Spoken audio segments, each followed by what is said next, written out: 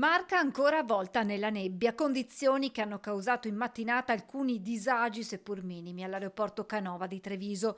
Per alcuni voli in arrivo infatti non è stato possibile atterrare secondo l'orario previsto, con i piloti che, come spiega l'ex controllore di volo Valdo Tamantini Barbarossa, hanno dovuto riattaccare. Riattaccare significa interrompere l'avvicinamento, la discesa dell'avvicinamento che ti porta fino a toccare la pista. Hanno riattaccato perché in finale, arrivati a una minima distanza dalla pista, se non la vedono, hanno l'obbligo di riattaccare. Hanno riattaccato in completa sicurezza e tutto si è svolto nella tranquillità. Nel corso della mattinata si conteranno complessivamente 5 voli dirottati sullo scalo di Venezia, con i passeggeri assistiti dal personale, con la messa a disposizione di autobus per il trasporto nella Marca. In gergo si chiama ILS, Instrumental Landing System, sistema di atterraggio strumentale, che a Treviso non ha le stesse capacità della tecnologia di Venezia, dove praticamente riescono ad atterrare quasi con visibile da zero.